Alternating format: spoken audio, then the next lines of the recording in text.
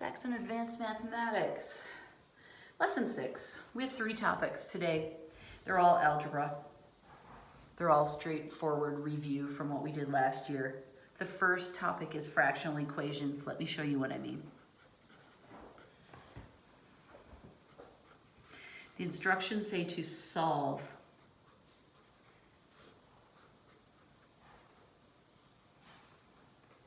and I see that we have fractions everywhere. I'd rather not. If I can eliminate fractions, I would like to. And so what captures my attention and makes me happy is that equal sign. When we have an equation, I know that I can eliminate my fractions altogether. If it doesn't have an equal sign, that means an expression. If we have an equation, that means we can fully eliminate fractions. And I'll remind you of how we do that in just a second. If we have an expression, no equal sign, all we can hope to do is combine the fractions. 2 different strategies because we have 2 different endgames. With these, we can completely eliminate the fractions. But before we start traveling down that road, this captures my attention. We have a variable in a denominator. That's okay, but I have to be careful with that because I can never allow this denominator to get to 0 because then the kingdom explodes and things are bad. So I tell myself right at the beginning, x plus 2 cannot equal 0 because then that denominator would be 0. Doing a quick solve for that, I can see that x cannot be equal to minus 2. Okay, so that becomes part of my answer.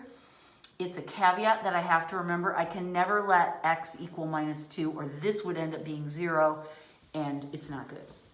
Okay, so I write that in mind. I keep that in mind. That's going to be something I check on when I get to my answer, but for now I can forget about it. Least common multiple. Well, let's see, 7 and 3. If it were just those guys, the least common multiple would be 21, right? But I also have to take this into account. And remember, we can never add, we can only multiply for our least common denominator. That's why I like to call it a least common multiple, because it reminds me that I can only multiply to create it. All right, so now what I want to do is I want to multiply every term by the LCM. So 21 times the quantity x plus 2, right? Then whenever I'm multiplying by the least common multiple, I always write it up here at an angle. It just helps me remember what I'm doing to have it written so specifically like that. Okay, good. So that's step 1.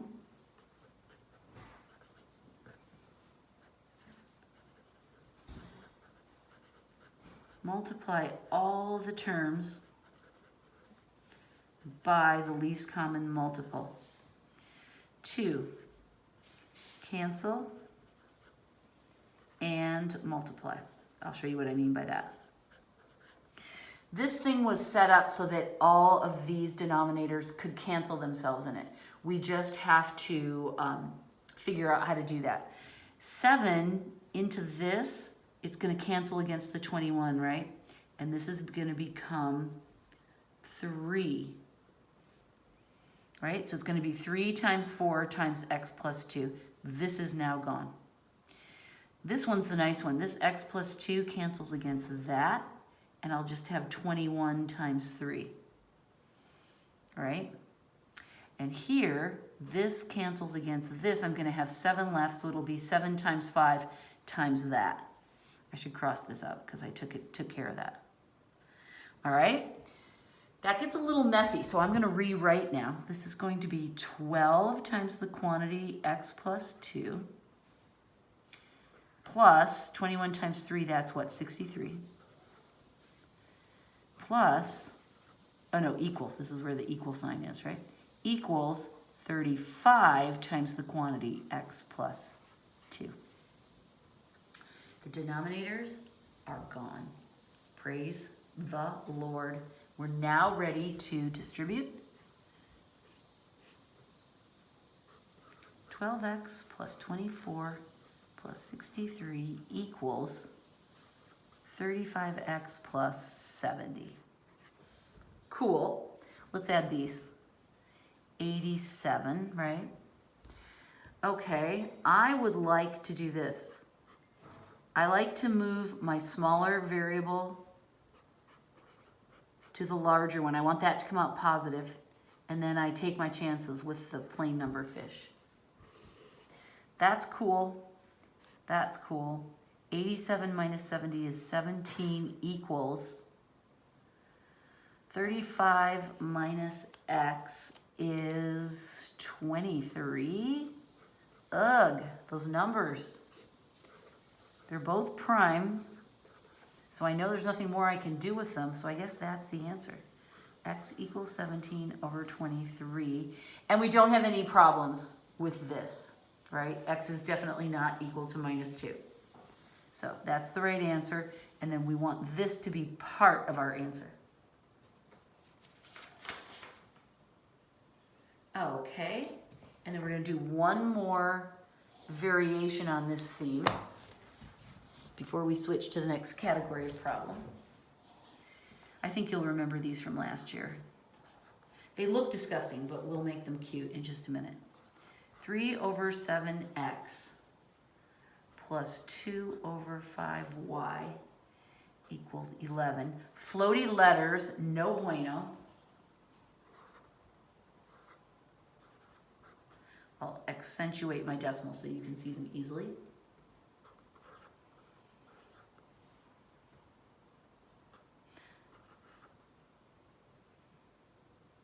That's an equal sign. I started writing the equal sign before I wrote the y, and it got all smushed and weird. Minus 0.37. All right, this is our system of equations. What? What? I don't like it. That's got fractions, that's got decimals. I don't want either. We're gonna fix them both, all right? So to fix the fractions, again, we do just like we did last time. We multiply each term by the least common multiple, okay? 7 and 5 are our denominators. That means our LCM equals 35, right? They're both prime, so we can't find anything better. 35, 35, 35. This cancels, and we're gonna have to multiply it by 5. This cancels, we're gonna have to multiply it by 7. And this, we're gonna have to multiply by 35. Don't ask me why I made these multiplication dots and that one a parentheses. There's no rhyme or reason to the magic. Okay, so now we're gonna have, I wanna leave myself room, 15x plus 14y equals, what's 35 times 11? 35 and 35, 385. Okay, that sounds right. That's much better, isn't it? So much better. Now, to fix the decimals,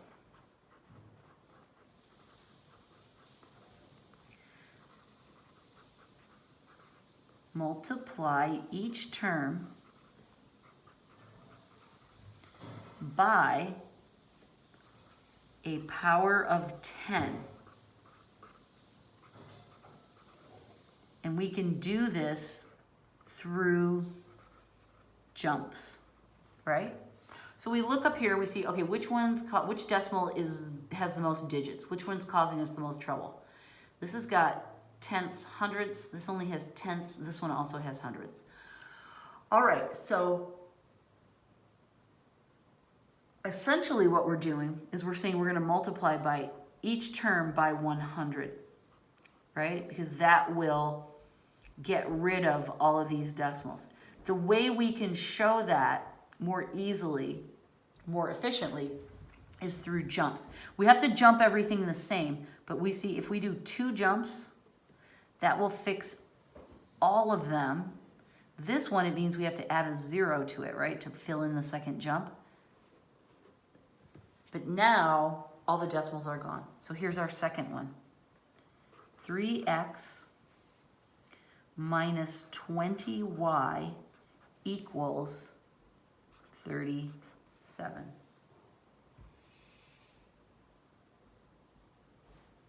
Isn't that so much cuter? Oh, it's minus 37, right? That's a minus sign. Well, I feel really good about that. So this is our new system minus the drama. All right, that's pretty cool. What should we do to solve this system? Substitution is what we learned first, but all 4 of our variables have numeric coefficients. So I'm not really feeling that, because with substitution you really need one letter that doesn't have a number so that you can use that for your substitution, but we don't have that. So let's eliminate, and it's going to be easier to do the x's, isn't it? Because we can just multiply the bottom by minus 5, and that will make it so much easier. So this becomes minus 15x plus 100y equals, it's going to become positive 37 times 5, 185, positive 185.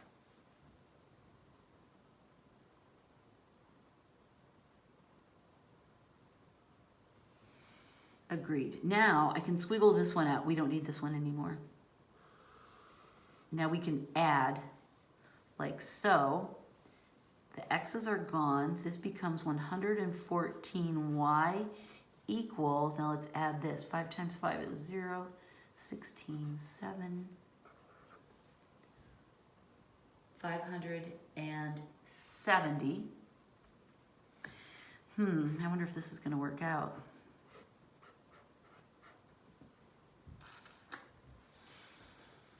I'm guessing that 114 times 5 equals 570. I think this reduces to 5. Let's check and see. And I'll tell you why I guessed that. Well, let's see. The easier way to do this is to, if my guess is 5, let's just take 114 and multiply it by 5. 0, 2, 7. Yes, it is, right? 114 times 5 is 570, so y equals 5. The reason I guessed 1 into 5, that looks like it's a 5, and also 5 times 4 is 20, so that would give me the 0 there. So I looked at the first digits and the last digits and thought, you know, 5 makes sense for both of them. So then I tried multiplying it as a test, and I found out that that was right. So y equals 5. That's really good news. Now all we have to do is plug in to one of our original equations and solve for x. I choose not either one of those because those had headaches that we made go away. So I propose, let's plug it into this one because that looks like the simplest of what's left. So we'll have 15x plus 14 times 5 equals 385. Oops, not 285, 385. Okay, side calculation. This is 70, right? So I'm going to subtract 70 from both sides. And I get 15x equals 315. Pretty sure that's going to work out. Let's do it here. 315 divided by 15. It goes in here twice. 30, 15, 15 into 15 goes once. So x equals 21. So our final answer is that the values for x and y that will satisfy both of these equations is 21.5. If we graphed this line and that line, this is the point where they would intersect, and that's correct. Okay, cool. So there's a little review for you on fractional equations. Let's do 2 radical equations. 2 radical equations. Problems.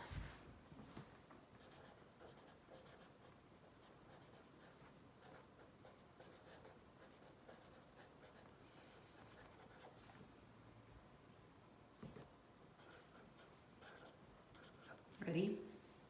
Solve is our instruction. Find the third root of x minus 5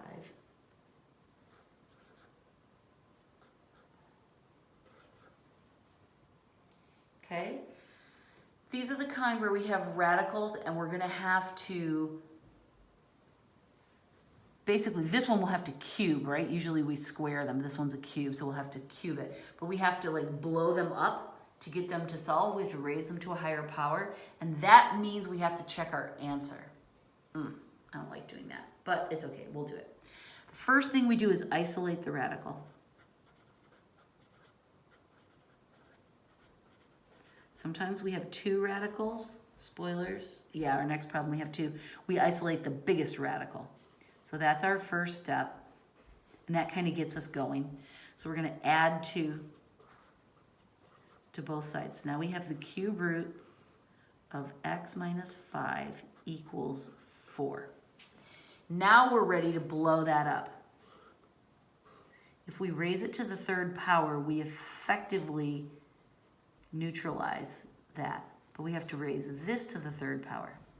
So now we get x minus 5 equals, let's see, what's 4 cubed? 4 times 4 is 16, and 16 times 4 is 64. Yeah? Add 5 to both sides. X equals 69. That's our answer, but now we have to check it.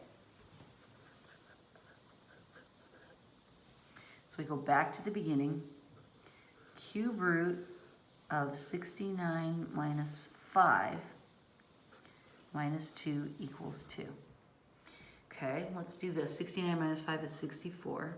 So now we're saying the cube root of 64. Well, we just figured that out. The cube root of 64 is 4.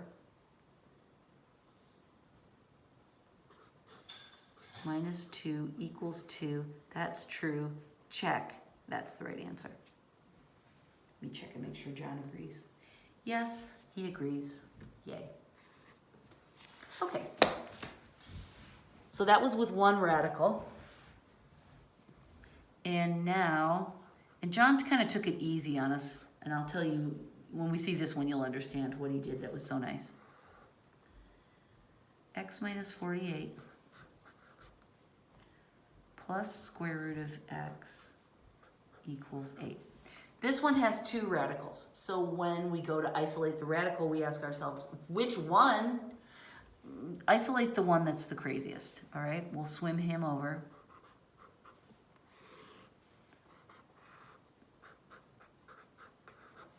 Equals 8 minus square root of x. The order here doesn't really matter that much. I like this order because it puts the minus sign in between. It makes it easier for me to keep track of it if it's in between the 2. Okay, now we're ready to neutralize that pig house. We're squaring it this time because it's a square root. Remember last time it was a cube root. So we just match the number. But this is where the drama comes in. We have to square this. Last time we just had a single number over here. This time we have a quantity that's a binomial. So we have to do that the hard way. This side now becomes easy. Is that really the right number? I'm double checking. Yeah. Now we have to do a multiplication. 8 minus square root of x times 8 minus square root of x, right? We have to actually square this. 64 minus 8 square root of x minus 8 square root of x. And then this is going to be plus x, right? Because these two will go together to make an x. These two will go together to make it positive. Okay, so I'm going to add this all up and write it here. It's going to be 64 minus 16x plus x. No, 16 square root of x. Forgot my pig house. All right. It's a little messy, but you get the idea. That's a square root. All right, so now what do? Well, I'm going to subtract x, but look, it cancels. Hallelujah. I'm going to, let's just make it all negative. I'm going to subtract 64 from both sides. I want to swim my plain number fish here, and that will leave my x number there. So this becomes negative 112 equals negative 16 times the square root of x. Holy moly. That's a bit of a mess, isn't it? But that's okay. The minus signs are going to cancel out when I divide. Okay. What do you suppose? How many times do you suppose 16 goes into 112? I'm going to guess 7, and I'll tell you why. 7 times 6 is 42. That gives me the 2 that I want. I don't know if it's going to work out, though. Let's try. 16 times 7. Here's the 2. 4. Oh, look, it worked. Okay, so this becomes positive 7 equals square root of x. That all cancels. Then, to get rid of that pig house, I square it again. And I get x equals 49. That, I think, is my answer. But I have to check it. Square root of 49 minus 48 plus the square root of 49 equals 8. I'm just plugging this into that. 49 minus 48 equals 1. Square root of 1 is 1. Plus square root of 49, that's 7, equals 8. Hey, that's true, so it checks. So that is my answer. If this did not check, I would draw a single line through that and I would write no solution, or x equals, you know how we write sometimes, x equals the empty set or the null set. I would write that. Or I could write no solution. But that's if test fails. That's what we write. But this test happily did not fail. Okay, so much for radical equations. I hope you remember them. I hope you think they're so fun. Now we have 2 more problems to do. You're like, dude, where's another construction lesson when we need it? 5 minutes long.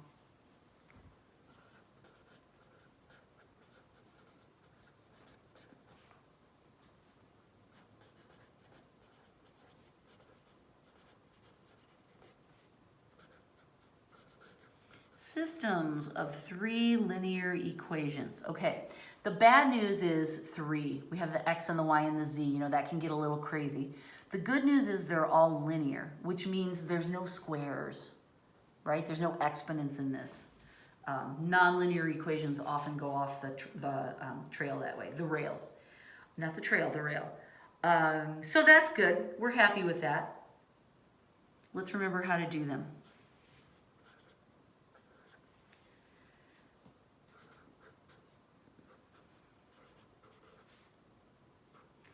Remember my z's, I put a slash in, so you can tell they're not 2's. And then remember, when I write these, I'm really careful to keep my columns straight.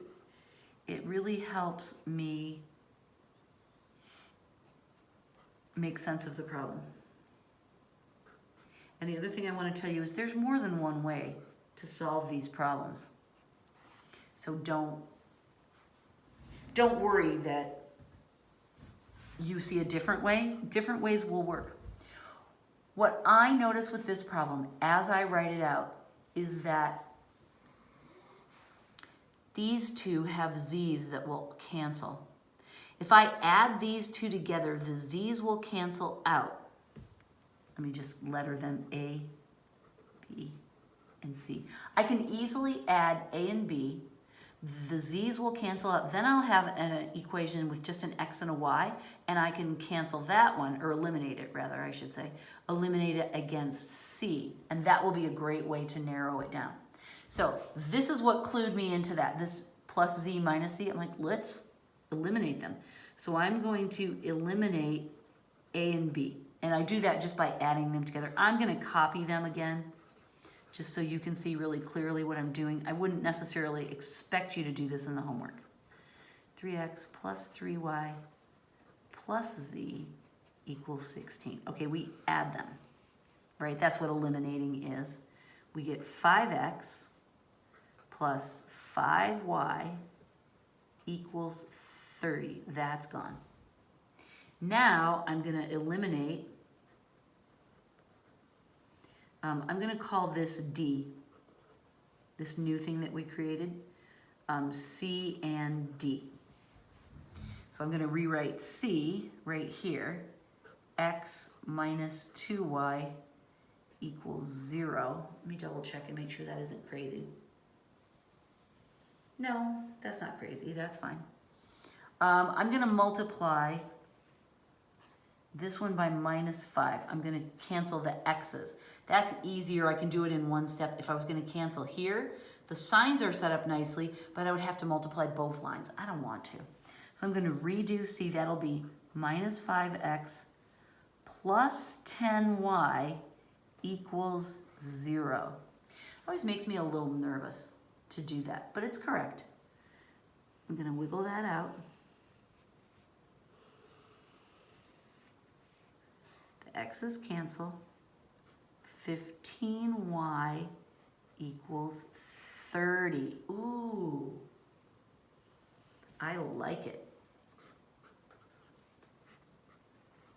And I get y equals 2. Okay, now it's just a matter of working backwards, choosing equations that will get the job done, and solving for the other letters. My attention immediately goes to this one because it's the simplest of the 3 originals, and it's got a y in it. So I can substitute my y value in here, solve for x, I'm good. So I'll go x minus 2 times 2, because that's y, equals 0. That's 4. So I'm going to add 4 to both sides, and I get x equals 4. And now I need to pick, I'll pick this A. I need to use this and solve it for z. So 2 times 4, because that's x, plus 2 times 2, because that's y, minus z equals 14. 2 times 4 is 8. 2 times 2 is 4. So this is 12 minus z equals 14. Oh, that's a z, not a 7. All right, I'm going to subtract the 12, and I'll go up over here. This is a little confusing because I ran out of room. And I'll get minus z equals 14 minus 12 is 2. And I'll divide both sides by minus 1, and I get z equals minus 2. And then I'll write my answers as an ordered triple. 4, 2, negative 2. And that's the right answer, right? John, tell me. Yay. John agrees. If you put this on a test, I would give you most of the credit. I might give you like a 4.9 instead of a 5 because I really want to see that ordered triple. I might give you 4.5. I would give you a lot of the points, but I would take something away because I really want to see that. I want to see the answer to your system as an ordered pair or triple, as the case may be. If it's 2 equations, then it's only a pair. But if it's 3 equations, then it's a triple. Okay? One more of these, and then we are done. Example 6.9. No, 6.6. Sorry. I was exaggerating how hard we've worked. Oh, look, I just want it so badly to be 9. It's only 6. Okay, here we go again. A. Gracie sighed like, oh my God, more math. I cannot even.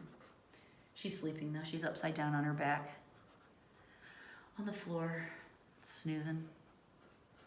I like to think she's listening though. I mean, I know she's listening, but comprehending.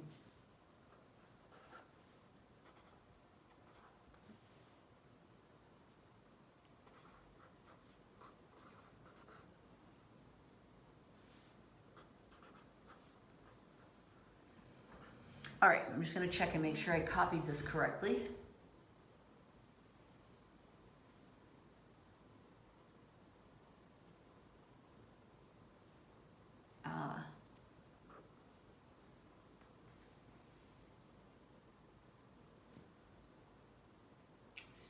Okay, A, B, and C. This is a system. We're solving it. Okay, so here is what I notice. All 3 equations have all 3 variables. That means that strategy like we used last time, that's not really gonna work, right? I'm gonna have to do something a little bit different. What I do really like, I like what's going on with these z's because there's no coefficients and I've got positive, negative, positive. So what I could do is I could eliminate A and B. That would knock out the z term. Then I could eliminate B and C. Remember, we can use them over again. I know it's so weird. I don't know how that makes sense. I don't know who decided that it's okay to use the equations more than once, but it is. It's okay to do that. Then we'll have 2 equations that have x and y terms only, and we should be good to go. So I'm going to do this in my head. Since we don't have to do any adjusting, I'm going to eliminate A and B by adding them together. And what I'm going to get is 3x plus y, no z, equals 4. 4 plus 0, right? 3x plus y, that would be 1 positive y, no z, 4. Beautiful. Now I'm doing the same thing, except this time I'm comparing these two. I'm adding these 2 together. So this time I'll get 4x minus 3y cancel equals 1. Oh my gosh. That's pretty cute, isn't it? It's quite cute. It's so much more manageable. And I can see I'm going to need to eliminate again. But now I'm going to eliminate, let's call this one D, and let's call this one E. We're going to eliminate 3 times D against this E, right? Because that will give us, I'm choosing to eliminate here because I see the plus minus. I can multiply by 3 and make it happen. I could multiply here, but I'd have to do both. I'd rather just do one. So what I'm going to do is I'm going to multiply this whole thing by 3, and I'm going to call that 3D, right? I'm going to write it here. That'll be 9x plus 3y equals 12. And then my E is exactly the same. I'm just going to rewrite it. 4x minus 3y equals 1. Now I add them. Remember when we're eliminating, we're really just adding. We're just setting it up so to make sure that something cancels out. Those cancel out. 13x equals, John, isn't he sweet? X equals 1. Where should I write it? I'll put it here. X equals 1. Obviously, right? Okay, now I need to plug back in. I'll try this one. This one looks pretty cute. I'll do it before we multiplied. So 3 times 1 plus y equals 4. Subtract 3 from both sides. Y equals 1. Seriously? And now how about z? I'll use this one. 2 times x, which is 1, minus y, which is 1, minus z equals 0. 2 times 1 is 2. 2 minus 1 equals z, right? I just swim him over. 2 minus 1 is 1. 1 equals z. Look what John did. Our ordered triple is 1, 1, 1. Come on. How fun is that? I love when he gives us cute answers to these problems, and he almost always does. These system of 3 equations usually turn out with very nice, cute little answers. All right, lesson 6 is done. Nice pure algebra. Remember, you're doing the odd problems. There is no practice. You are skipping anything that says construct, like, let's see, 21 and 23 are both construction problems in this lesson. And you are skipping 29 because it is a concept review. Excuse me. I'm not bored. I'm having fun. You have no idea how much I enjoy this. You would probably be really scared if you knew how much I enjoy covering a nice lesson of math, especially when it's clean, sweet algebra. Okay, number 7 lesson comes next. Lesson 7 is the one that's going to be about logic. It's going to have lots of words and no numbers. It's going to make your brain go a little bit sideways, but it's not hard. It's just different. So look forward to that. Lesson 6 was the perfect balance to it because 6 is just straightforward algebra. Okay, I'm done talking. Thank you for your attention. Goodbye.